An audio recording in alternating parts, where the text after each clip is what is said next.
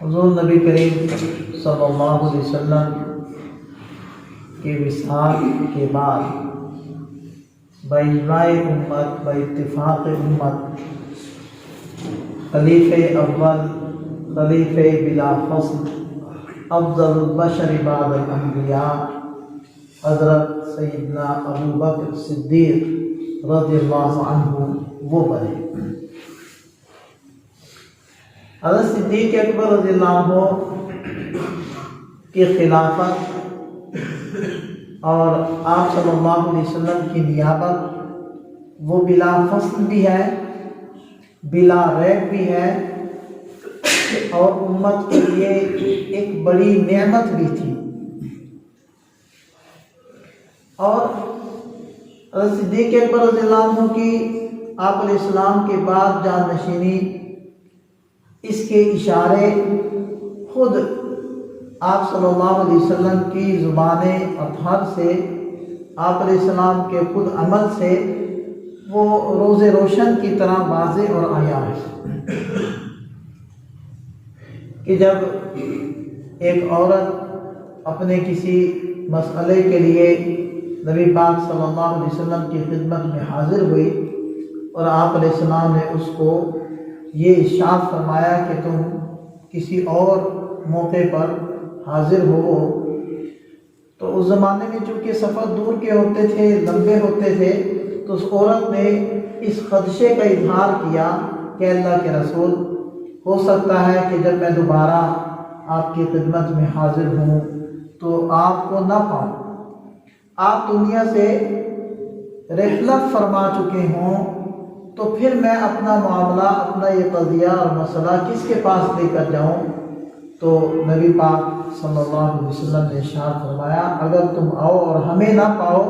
تو تم اپنا مسئلہ ابو بکر کے پاس لے کر چلے جانا۔ اس سے بڑھ کر، اس سے زیادہ واضح اور روشن اور کیا دلیل ہو کہ آپ علیہ السلام یہ ارشاد فرما رہے ہیں اگر ہمیں نہ پاؤ تو ابو بکر سے مل لینا، ان سے اپنا مسئلہ حل کروا لینا۔ پھر دوسری واضح دلیل یہ تھی کہ آپ صلی اللہ علیہ وسلم نے ارشاد فرمایا جب مسجد النبوی کو وسیع کیا گیا تو قریب قریب جو حضرات صحابہ کرام کے گھر تھے تو ان کا ایک حصہ وہ مسجد النبوی کے اندر داخل ہو گیا، تو آپ علیہ السلام نے ارشاد فرمایا کہ مسجد کے اندر جتنے بھی دروازے کھلتے ہیں سب دروازوں کو بند کر دیا جائے سوائے ابو بکر کے دروازے وہ کھلا رہے۔ اب اس میں اشارہ کیسے ہے کہ آپ صلی اللہ علیہ وسلم اس بات کو سمجھتے تھے کہ میرے بعد چونکہ خلافت ابو بکر کے پاس آنی ہے، میرے جانشین ابو بکر نے ہونا ہے، تو امور خلافت کو سر انجام دینے کے لیے بار بار ان کو مسجد کے اندر آنا ہوگا اور ان مسائل پر غور کرنا ہوگا، ان مسائل کو حل کرنا ہوگا۔ تو اگر ان کا دروازہ بھی بند کر دیا جائے گا تو ان کو باہر سے چکر کاٹ کر آنے میں مشقت ہوگی، تو اس ضرورت کے پیش نظر آپ علیہ السلام نے ارشاد فرمایا کہ سوائے ابو بکر کے بقیہ سارے دروازوں کو بند کر دیا جائے۔ لہذا آج بھی اگر آپ مکہ مکرمہ مدینہ طیبہ تشریف لے جائیں تو آپ کو آج بھی جو باب السلام ہے اس کی پچھلی جانب آپ دیکھیں گے کہ ایک دروازہ اور اس کے اوپر لکھا ہوا ہے ہذہ خوخۃ ابی سیدنا ابی بکر صدیق رضی اللہ عنہ، کہ یہ ہمارے سردار ابو بکر صدیق رضی اللہ عنہ کا دروازہ۔ تو بالکل واضح دلائل ہے۔ اسی طرح ایک وہ حدیث کہ نبی پاک صلی اللہ علیہ وسلم نے ارشاد فرمایا ایک مرتبہ کہ میں ابو بکر کی اپنے بعد خلافت کو لکھوانا چاہتا تھا، یعنی آپ علیہ السلام نے باقاعدہ بلایا تھا کہ آپ آئیں تاکہ میں اپنے بعد خلافت آپ کے نام پر لکھ دوں، لیکن پھر نبی پاک صلی اللہ علیہ وسلم نے ارشاد فرمایا کہ اللہ جل شانہ اور ایمان والے اس بات سے انکار کریں گے کہ میرے بعد ابو بکر کے علاوہ کسی اور کو یہ مسند ملے اور کوئی اور اس مسند پر بیٹھے اور جو زمام حکومت ہے وہ اپنے ہاتھ میں۔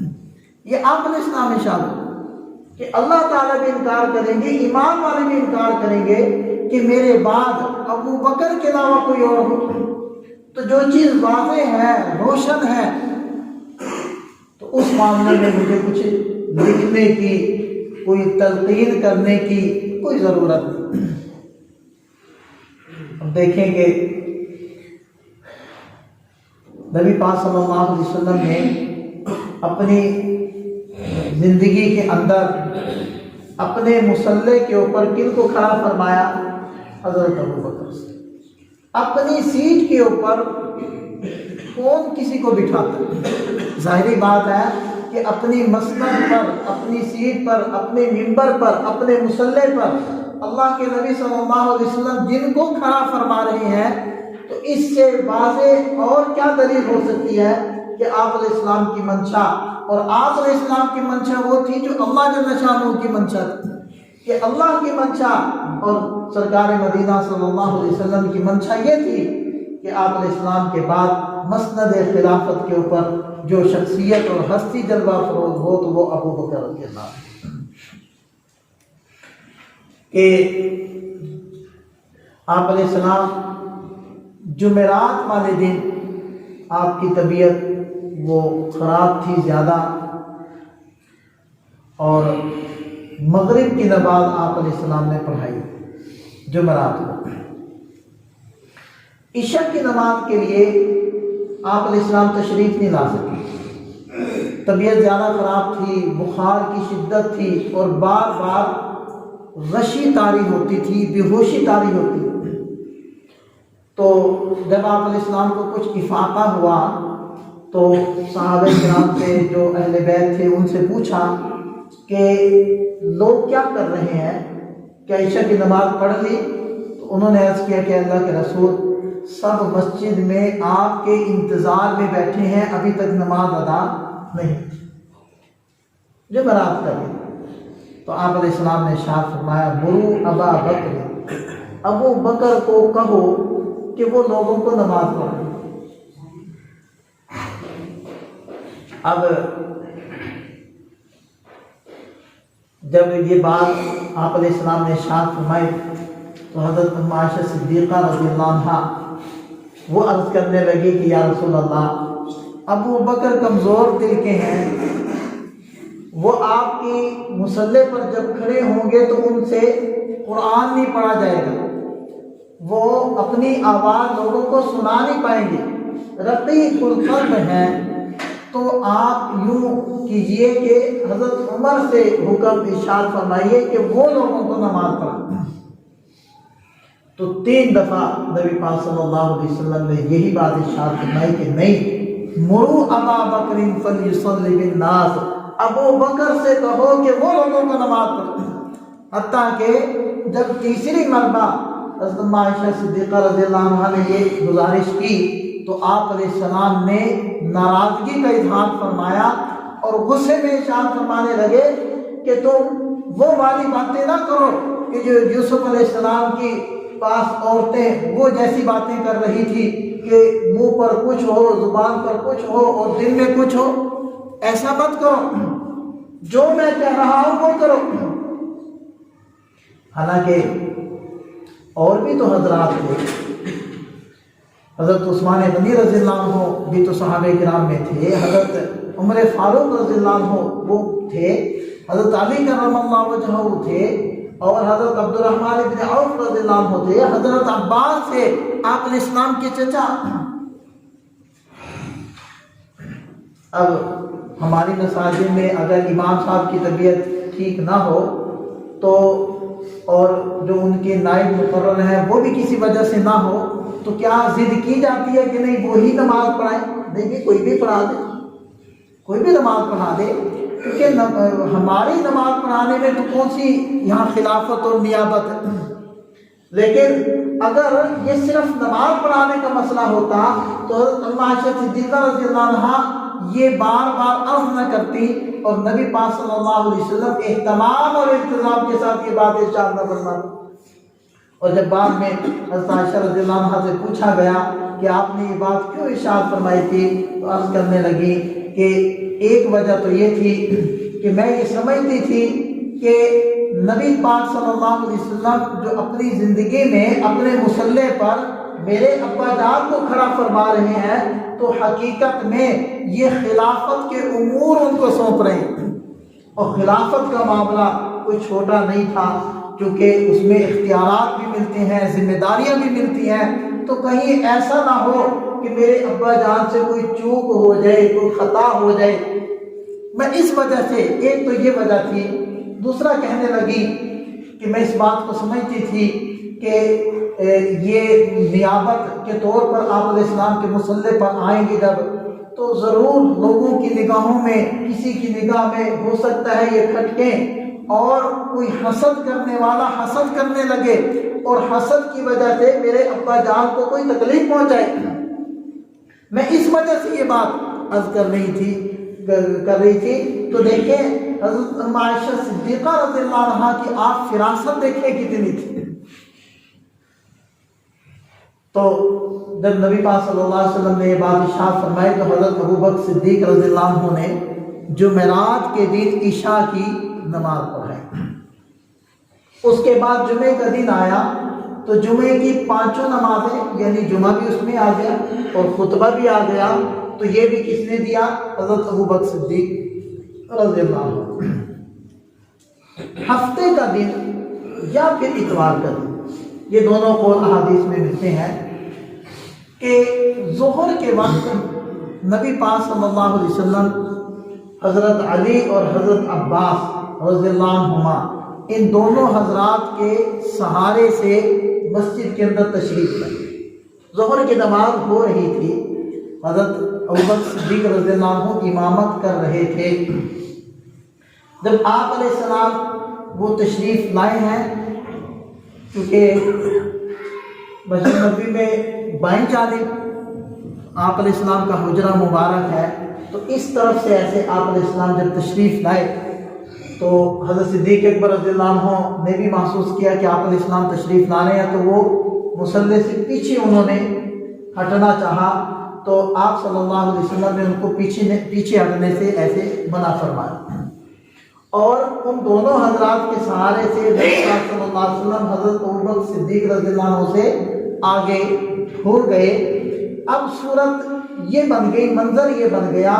کہ سب سے آگے نبی پاک صلی اللہ علیہ وسلم ہیں اور ان کے پیچھے حضرت ابوبکر ہیں اور ان کے پیچھے سارے صحابہ وہ کھڑے ہوئے۔ آپ علیہ السلام بیٹھ کر نماز پڑھا رہے ہیں اور ان کی ابتدا میں حضرت ابوبکر صدیق رضی اللہ عنہ ہے اور ان کی ابتدا میں سارے صحابہ ہیں، تو یہ ایک منظر بن گیا۔ اس منظر کو پیش کر کے اللہ کے نبی صلی اللہ علیہ وسلم نے اپنے عمل سے امت کو کیا سبق دیا، کیا تلقین کی کہ میرے پیچھے میرے مقتدی ہوں گے ابو بکر اور ابو بکر کے پیچھے ہوگی پوری امت۔ میرے مقتدی، میری اتباع اور پیروی کرنے والے ابو بکر ہوں گے اور ابو بکر کے پیچھے پوری امت ہوگی۔ لہذا یہ منظر ایک قائم ہو گیا کہ آپ علیہ السلام تکبیر کہتے تو ان کی ابتدا میں حضرت ابوبکر صدیق رضی اللہ عنہ تکبیر کہتے اور ان کی ابتدا میں سارے پیچھے سے صحابہ کرام وہ ارکان ادا کرتے نماز کے۔ تو یہ ہفتہ یا اتوار کی ظہر کی نماز، بیماری چلتی رہی، آپ علیہ السلام پھر نہ تشریف لائے، حتیٰ کہ سوموار کا دن آ گیا۔ سوموار والے دن فجر کی نماز کے دوران نبی پاک صلی اللہ علیہ وسلم نے جو اپنی کھڑکی تھی مسجد کی طرف، تو اس کا پردہ ہٹایا اور وہاں کھڑے ہو کر حضرات صحابہ کرام کو دیکھنے لگے کہ حضرت ابوبکر صدیق رضی اللہ عنہ نماز پڑھا رہے ہیں اور سارے صحابہ ان کی ابتدا میں نماز پڑھ رہے ہیں۔ یہ آخری موقع تھا کہ آپ علیہ السلام کا دیدار صحابہ نے اس نماز کی حالت میں کیے، اور آپ علیہ السلام نے وہ اپنا جلوہ وہ ظاہر کیا اپنی امت کے سامنے۔ یہ آخری موقع تھا، حتیٰ کہ خطرہ ہوا کہ صحابہ اشتیاق اور محبت کی وجہ سے نماز چھوڑ دیں گے کہ آپ علیہ السلام نے پردہ چھوڑ دیا، پردہ دوبارہ سے آگے کر دیا۔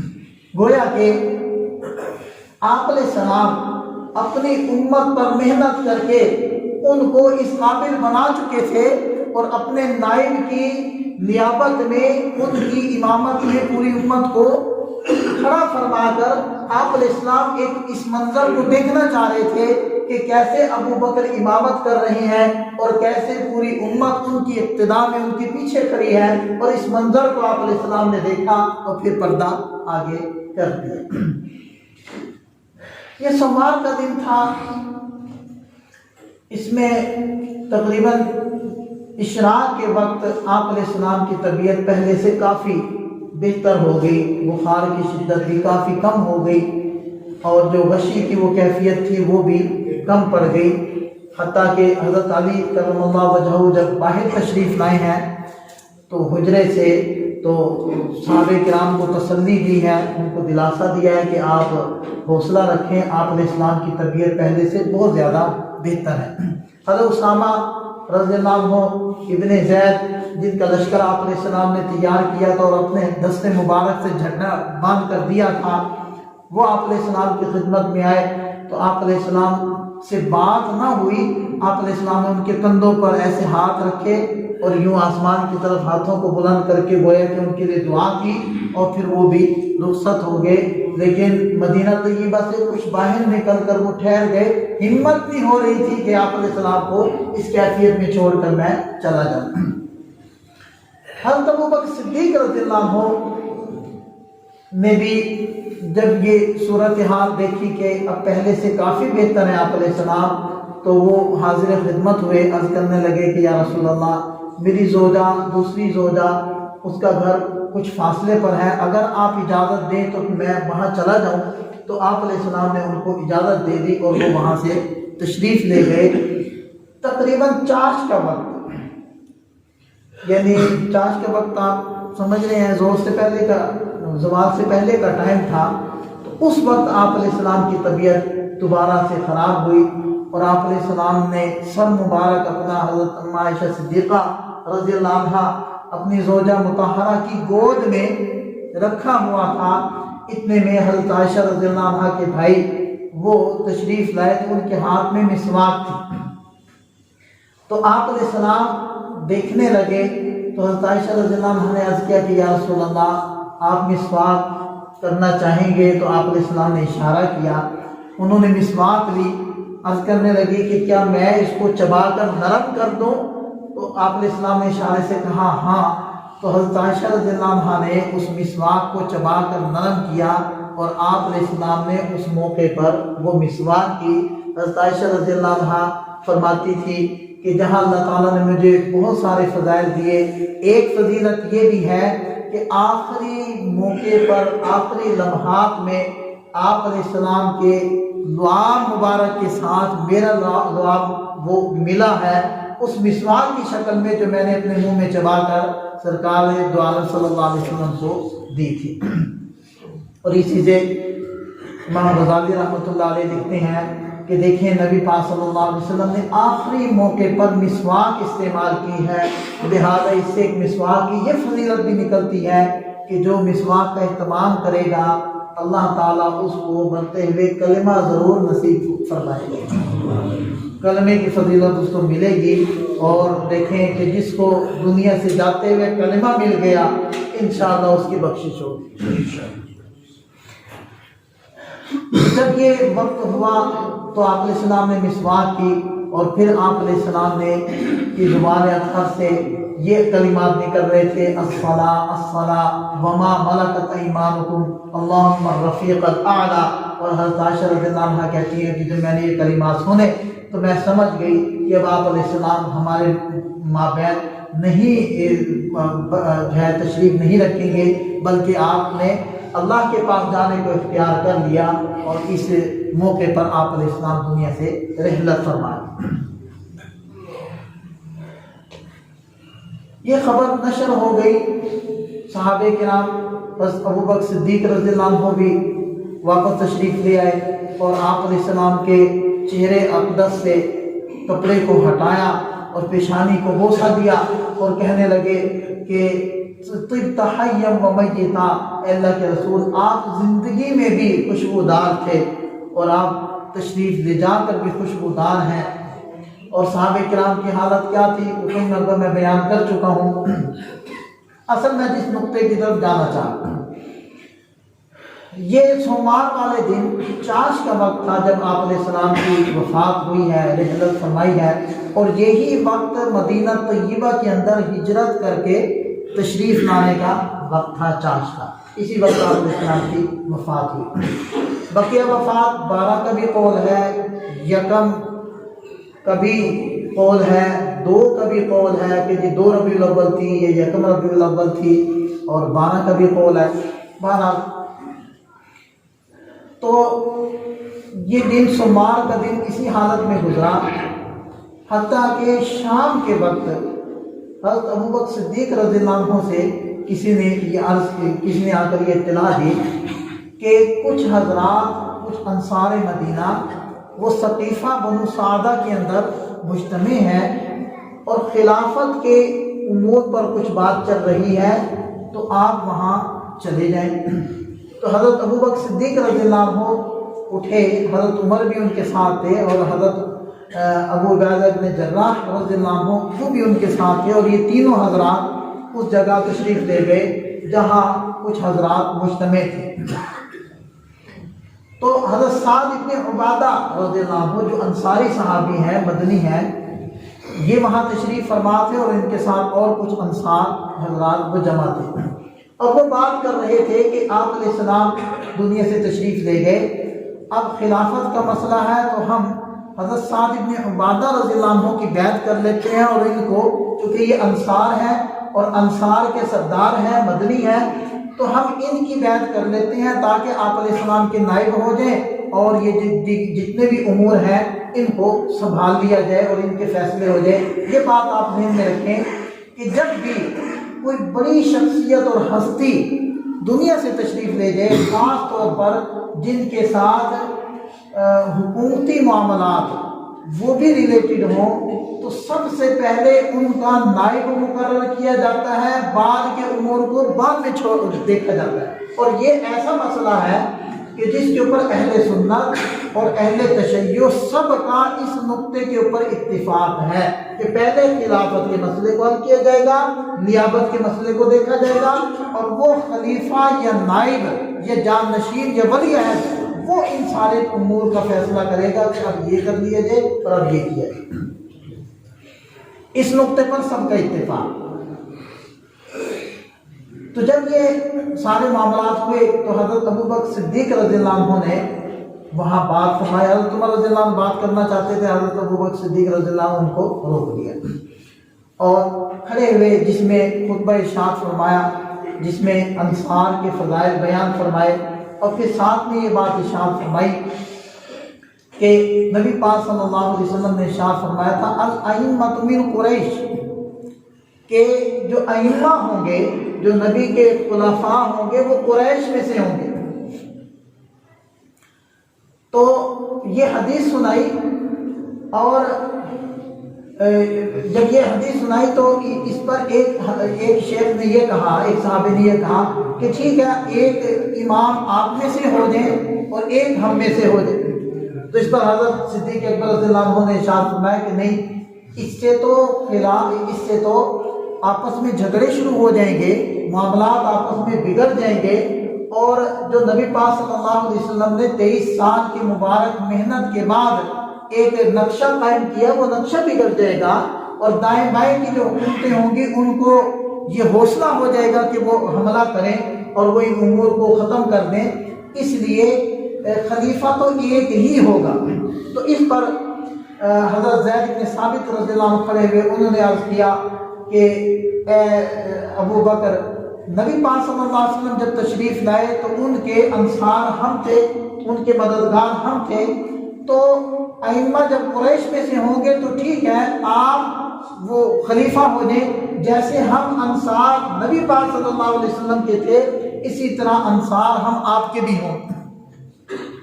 اور حضرت ابوبکر صدیق رضی اللہ عنہ نے فرمایا تھا کہ بالکل خلافت تو قریش میں سے ہوگی، البتہ انصار وہ قریش کے وہ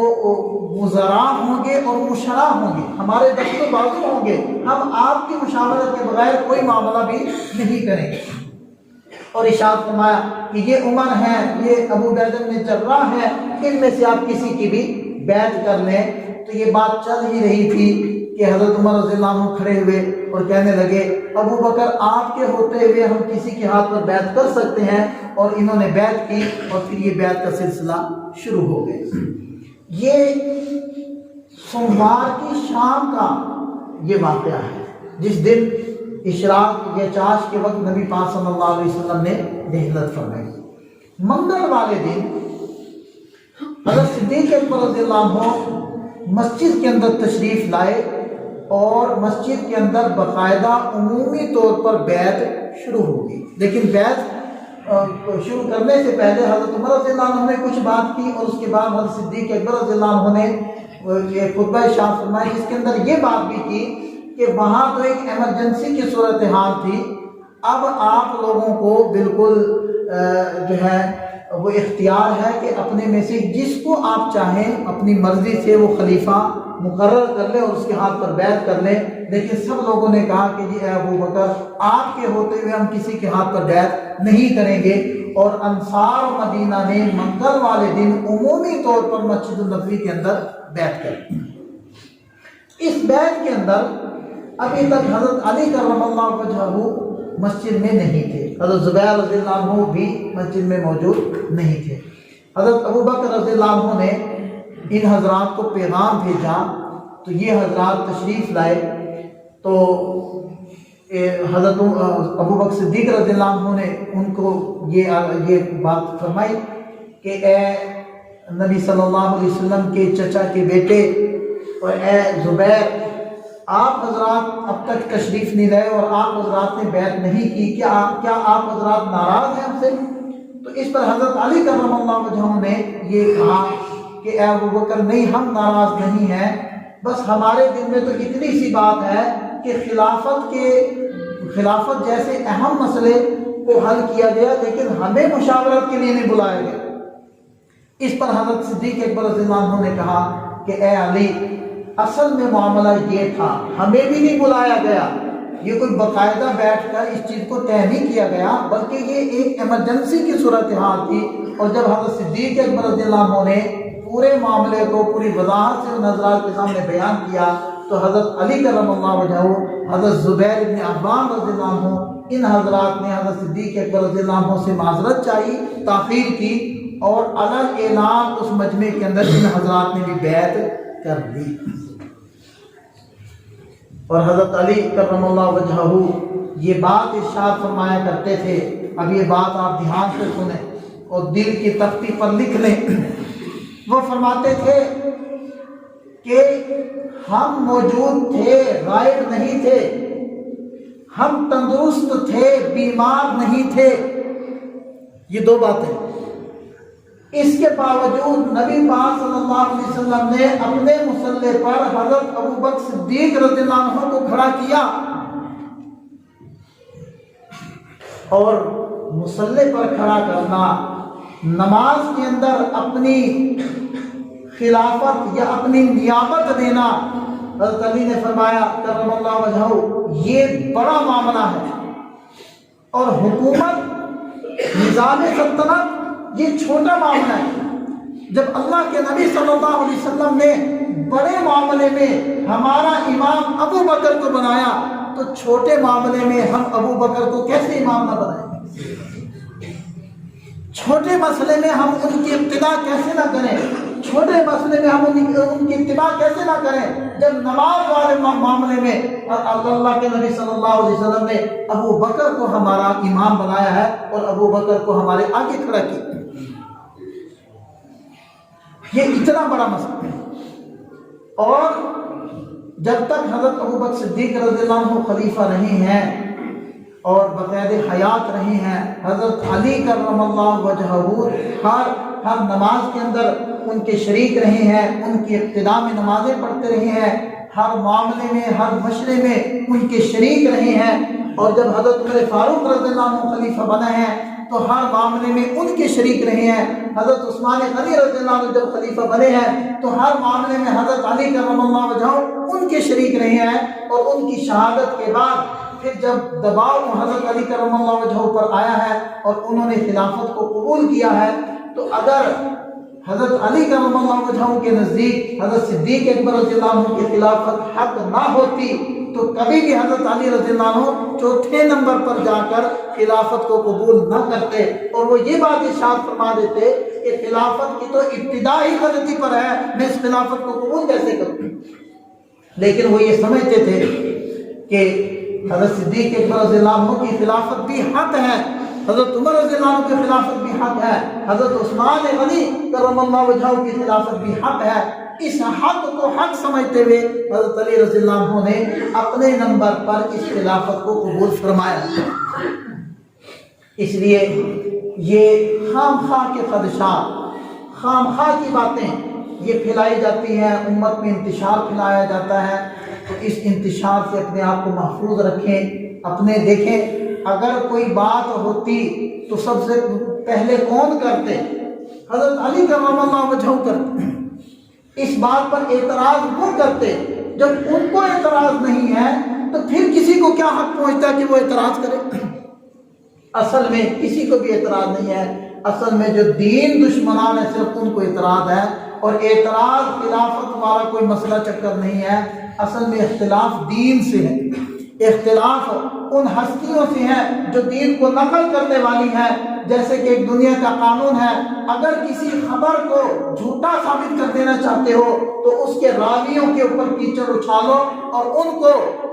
جو ہے بے اعتماد کر دو، تو ان کی دی ہوئی خبر وہ بے اعتماد ہو جائے گی، وہ کل عدم ہو جائے گی. اصل میں کوشش یہ کی جاتی ہے کہ حضرات صحابہ کرام چونکہ وہ پہلے راوی ہیں، نبی پاک صلی اللہ علیہ وسلم کی براہ راست شاگرد ہے، اگر ان کو بے اعتماد کر دیا جائے، امت کا اعتماد ان پر سے اٹھا دیا جائے تو سارا دین ہی کل عدم ہو جائے گا اور سارا دین ہی بے حیثیت ہو جائے گا. اصل میں یہ چکر. اللہ تعالیٰ ہمارے عقائد کی حفاظت فرمائے، امت کی حفاظت فرمائے، اور حضرات صحابہ کرام کی عزت کے اندر ان کی جو رحمتیں ان کے اوپر اللہ تعالیٰ نازل فرما رہے ہیں ان کے اندر اللہ تعالیٰ زیادتی فرمائے، اور ہمیں ان حضرات کی زندگی کو پڑھ کر ان کے نقش قدم پر چلنے کی توفیق عطا فرمائے. وآخر دعوانا الحمدللہ.